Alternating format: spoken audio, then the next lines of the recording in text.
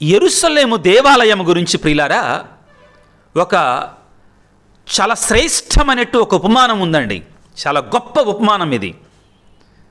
ఏమిటి అది అంటే, యెరూషలేము దేవాలయము నిర్మించక పూర్వము జరిగినటువంటి ఒక సంఘటన. ఆ ఇశ్రాయేలు దేశములో యెరూషలేము నగరములో ఒక రైతు జీవిస్తూ ఉండేవాడు. అతనికి 2 కుమారులు. వాళ్ళు పెరిగారు, పెద్దయ్యారు. తండ్రి బాటలో వాళ్ళు కూడా వ్యవసాయం చేయటం మొదలుపెట్టారు. తండ్రి తన మరణం దగ్గర పడిందని తెలుసుకొని తన ఆస్తిని సమానంగా 2 భాగాలు చేసి పెద్ద కొడుక్కి సగం, చిన్న కొడుక్కి సగం ఇచ్చి అతను గతించాడు, కాలగర్భంలో కలిసిపోయాడు, మరణించాడు. పెద్దవాడు నాకు వివాహం చేసుకోవటం ఇష్టం లేదు, నేను ఒంటరిగానే ఉండిపోతాను అని పలికి తాను వివాహం చేసుకోలేదు. రెండవ వాడు వివాహం చేసుకున్నాడు. అతనికి 3-4 పిల్లలు కలిగారు. ఇద్దరు కూడా వేరువేరుగా అయినా కానీ సంతోషంగా జీవిస్తూ ఉన్నారు. ఆ సంవత్సరం పంటలు బాగా పండాయి. పంటలు కోసిన తర్వాత, నూర్పిడి చేసిన తర్వాత ఆ పంటలని రాశిని, ధాన్య రాశిని కుప్పగా పోస్తారు. ధాన్యాన్ని కుప్పగా పోస్తారు, రాశిగా పోస్తారు. దానికి కాపలా ఉండాలి రాత్రుళ్ళు, లేకపోతే కొన్నిసార్లు జంతువులు, కొన్నిసార్లు దొంగలు కూడా పడి దాన్ని తీసుకొని పోయే ప్రమాదం ఉంది. ఇద్దరు అన్నదమ్ములు కూడా అటువైపు ఎక్కడో అతని పొలము, అన్న పొలము, ఇటువైపు ఎక్కడో తమ్ముడు పొలము, ఇద్దరు కూడా రాత్రిపూట వారి వారి ధాన్య రాసులకి కాపలా కాస్తున్నారు. రాత్రిపూట ఆ రాసుల పక్కన పడుకొని. అన్నకి నిద్ర పట్టట్లా. దేవుడు నాకు ఇంత మంచి పంట ఇచ్చాడు కదా, నేను వివాహం చేసుకోలేదు, నాకింత సంపద ఎందుకు? నా తమ్ముడున్నాడు కదా, నా తమ్ముడు, అతనికి 4 పిల్లలు, భార్య, పాపం ఎలా పోషించుకుంటాడో, అతనికి సహాయం చేస్తాను అని తమ్ముడికి తెలియకుండా తన ధాన్యపు రాశిలో 10 బస్తాల దాకా తీసుకొని వచ్చి తమ్ముడు ధాన్యంలో కలిపేశాడు. తమ్ముడికి తెలియకుండా వెళ్ళి ఏం తెలియనట్లుగా వెళ్ళి పడుకొని నిద్రపోతున్నాడు. తన సొంత ధాన్యాన్ని తీసుకుని వచ్చి తమ్ముడి మీద ప్రేమతో 10 బస్తాలు రాత్రిపూట తమ తమ్ముడు దాంట్లో కలిపేశాడు, పోసేశాడు తమ్ముడు రాశి మీద.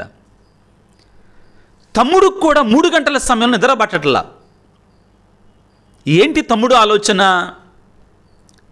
నేను ముసలోడైన తర్వాత నన్ను చూసుకోవటానికి నా పిల్లలు ఉన్నారు, నా బాగోగులు ఒకడు కాకపోతే ఒకడన్నా నన్ను చూసుకుంటాడు, కాస్తంత ఒక ముద్ద అన్నమన్నా పెట్టడా? కానీ అయ్యో, నా అన్న పరిస్థితి అలా కాదే. ఎవరు లేరే నా అన్నకి ఎవరూ లేరే చూసుకోవటానికి. ఏమో, నేను కొంచెం నా ధనాన్ని అతనికి ఇస్తే కాస్తంత కూడబెట్టుకొని ఆ ముసలి సమయంలోకి అతను డబ్బులు ఇస్తే ఎవరో ఒకళ్ళు చూస్తారు అతనని అని అన్నకు తెలియకుండా తమ్ముడు ప్రేమతో తన ధాన్యంలో ఉన్నటువంటి 10 బస్తాలు తీసుకొని వెళ్ళి అన్న దాంట్లో కలిపాడు. మళ్ళా ఏం తెలియనట్లుగా వచ్చి నిద్రపోయాడు. ఇది ఉదయాన్నే లేవగానే ఇద్దరు రాసులు మళ్ళీ సమానంగానే ఉన్నాయి. అన్న అనుకున్నాడు, నేను నా తమ్ముడికి 10 బస్తాలు వేసొచ్చానే, రాత్రి ధాన్యంలో కలిపొచ్చానే, నా ధాన్యం తరిగిపోయినట్లేదేంటి? అయ్యో, నా తమ్ముడు బాధపడతాడేమో, కష్టపడతాడేమో, నేను చేసిన సహాయం అందలేదేమో అనుకొని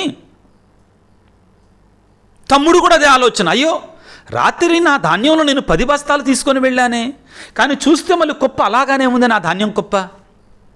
మరునాటి రాత్రి కూడా అలాగనే చేశారు ఇద్దరు, ఒకళ్ళు తెలియకుండా ఒకళ్ళు ప్రేమ. 2 రోజులు గడిచిన తర్వాత 3వ రోజు ఇద్దరూ కూడా తెలియకుండా ఒకేసారి లేచారు. దూరమైనా కానీ ధాన్యపు రాసులు. ఇద్దరూ కూడా బస్తా భుజాన వేసుకొని, ఇతడేమో అన్న వైపు వస్తున్నాడు, అన్నేమో తమ్ముడు వైపు వస్తున్నాడు. రాత్రి సుపూట ఇద్దరు ఎదురు బదురు కలిశారు. అన్న తన మీద ప్రేమతో ఏం చేస్తున్నాడో తమ్ముడికి అర్థమైంది. తమ్ముడు తన మీద ప్రేమతో ఏం చేస్తున్నాడో అన్నకు అర్థమయ్యింది.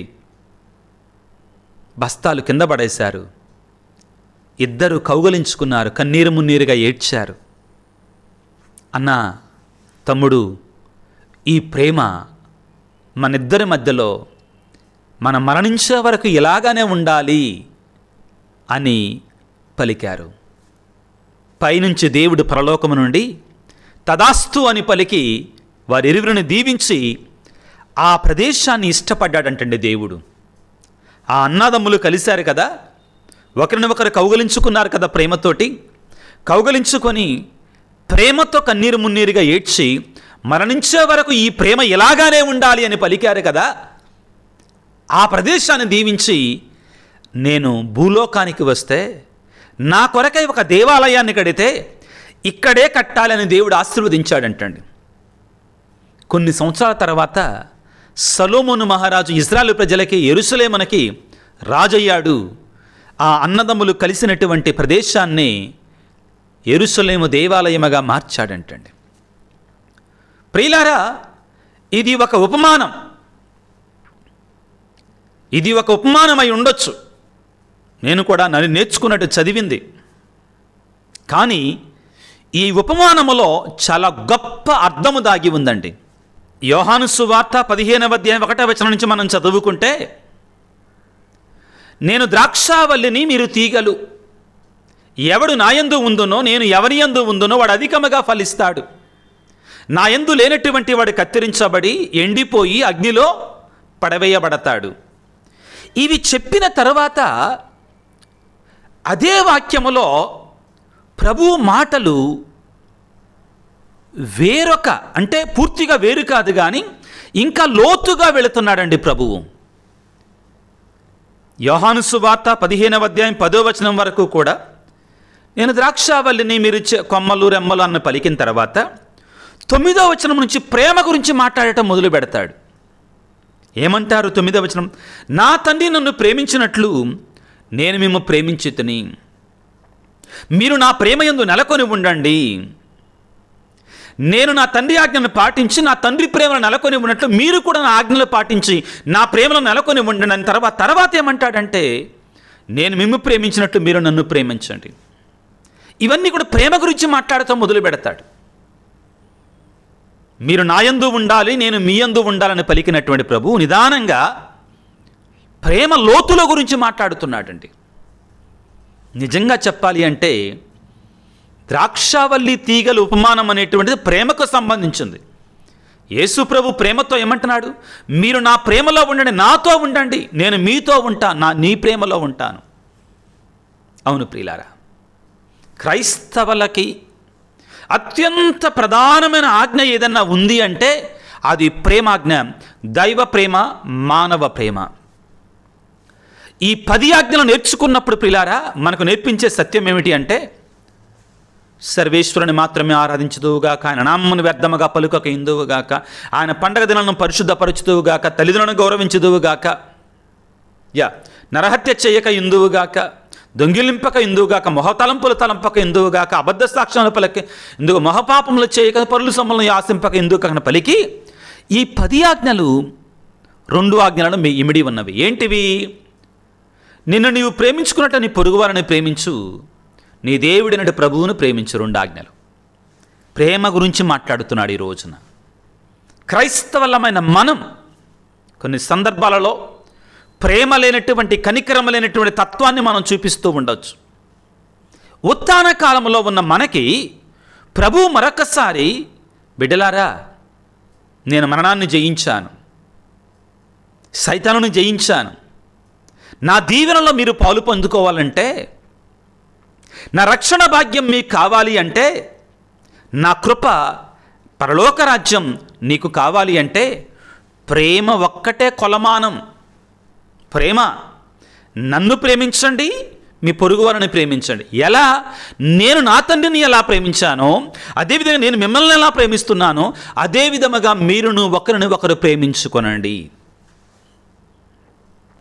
ఆయన చెంది ఉండాలంటే, ఆయన స్నేహితుడిగా ఉండాలంటే ఒకే ఒకటి, ప్రేమించటం. ప్రియ దేవుని బిడ్డలారా, ఎక్కడికో వెళ్ళొద్దండి మనం. ఈ రోజున ఈ వాక్యాన్ని ఆలకిస్తున్న ప్రియ బిడ్డ, నీ అన్నతో, నీ అక్కతో, నీ చెల్లితో, నీ తమ్ముడితో, నీ రక్త సంబంధికులతో, నీ ఇరుగు పొరుగు వారితో నువ్వు ఎలాగా ఉంటున్నావు? ప్రేమ లేకుండా ఉంటున్నావా? ఏదో చిన్న చిన్న విషయాల గురించేనా? చిన్న చిన్న విషయాల గురించేనా? ఎంతమంది మనలో ప్రియులారా, ఎంతమంది మీలో సాక్ష్యం చెప్పగలరు ఈ రోజున? మా అన్నకి నాకు మధ్యలో పెద్ద గొడవలేం జరగలేదు, చిన్న మాట అంతే, నెలలు అవుతుంది, సంవత్సరాలు అవుతుంది మాట్లాడుకోవట్లా. అక్కా చెల్లెళ్ళ మధ్యలో ఎంతమంది మాట్లాడుకోకుండా ఉంటున్నారు? ఇరుగు పొరుగు వారి మధ్యలో సఖ్యత లేకుండా, అంత ప్రేమ లేకుండా ఎంతమంది ఉంటున్నాం? ఈనాడు ఒక నిర్ణయం తీసుకుందాం. ప్రభు అంటున్నాడు, నేను మిమ్ము ప్రేమించినట్లు మీరును ఒకరిని ఒకరు ప్రేమించండి. మనం ఆయన దూషించిన యూదుల రూపంలో, సిలువ వేసిన మన పాపాల కారణంగా, కొరడాలతో కొట్టినా ఇంకా ఆయన మనల్ని ప్రేమిస్తూనే ఉన్నాడు. మన కొరకే మరణించాడు, మూడవ నాడు మన కొరకే లేచాడు. ఆ పునరుత్థాన ఆశీర్వాదాన్ని, ఆ పునరుత్థాన వరాలని, ఆ పునరుత్థాన రక్షణ భాగ్యాన్ని మనకిస్తానని పలుకుతున్నాడు. ప్రియబిడ్డ, దేవునికి వాగ్దానం చేద్దాం. ఈరోజు మనం మొదటి అడుగు వేద్దాం. అన్న దగ్గరికి వెళదాం, తమ్ముడి దగ్గరికి వెళదాం, అక్క దగ్గరికి వెళదాం, చెల్లి దగ్గరికి వెళదాం, అమ్మ దగ్గరికి వెళదాం, పిల్లల దగ్గరికి వెళదాం, రక్త సంబంధికుల దగ్గర, ఇరుగు పొరుగు వారి దగ్గరికి వెళదాం. ఎందుకు నేను కొన్నిసార్లు కుటుంబంతోటే ప్రారంభించాలి అని చెప్తున్నానంటే, మొన్న ఈ మధ్యలో ఒక భక్తుడు కమెంట్ చేశాడు, ఫాదర్ మీరు ఎప్పుడు కూడా కుటుంబాలు బాగుండాలని చెప్తున్నారు, కానీ పరుల గురించి కూడా చెప్పండి. Yes, but we should start with family. కానీ కుటుంబాలతో ప్రారంభం కావాలండి. కుటుంబాలలోనే ప్రేమ ఉండట్లా, అన్నదమ్ముల మధ్యలో ప్రేమ ఉండట్లా, అది వేడుకోవాలి. చారిటీ బిగిన్స్ ఎట్ హోమ్ అన్నారండి. ప్రభువుని వేడుకున్నాం ఈ రోజున. నిజమైన ద్రాక్షావల్లి అయిన యేసయ్య, తండ్రి ఆజ్ఞలను పాటించి తండ్రి ప్రేమను నెలకొని ఉన్నటువంటి యేసయ్య నిన్ను నన్ను పిలుస్తున్నాడు. మీరును నా ఆజ్ఞలను పాటించినచో నా యందు ఉంటారు. యోహాను 15:10 నా ఆజ్ఞలను పాటిస్తే నా ప్రేమలో ఉంటారు. దేవా, మాకు శక్తినివయ్యా, ప్రేమించే మనసునివయ్యా.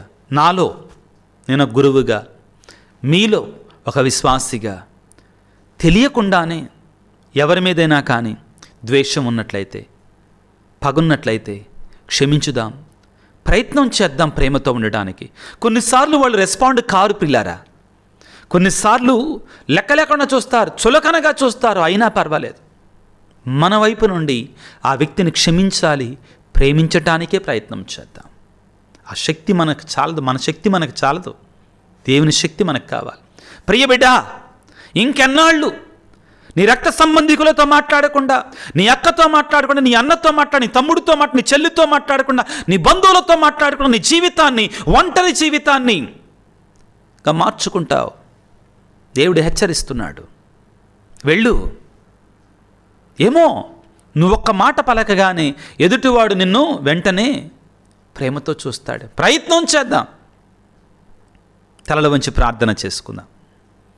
సర్వశక్తిమంతుడా, సర్వోన్నతుడా, ప్రేమమయుడా, నీకు స్తోత్రాలు, వందనాలు. నువ్వు ఈరోజు పలుకుతున్నావు తండ్రి, నేను మిమ్ము ప్రేమించినట్లు మీరును ఒకరిని ఒకరు ప్రేమింపుడు అంటున్నావు. నీకు స్తోత్రాలు ప్రభు, వందనాలు.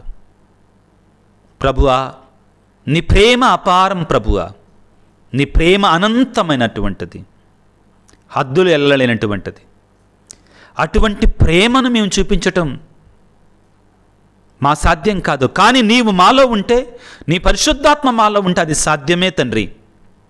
మీరు మాలో ఉండండి, మాకు నేర్పించండి, నీ ఆత్మశక్తిని మా మీద కుమ్మరింపచేయండి. ప్రేమించే మనుషులముగా, ప్రేమను పంచే మనుషులముగా మమ్ము మార్చండి తండ్రి. నీ పరిశుద్ధాత్మ శక్తితో మమ్ము దీవించండి నాయన.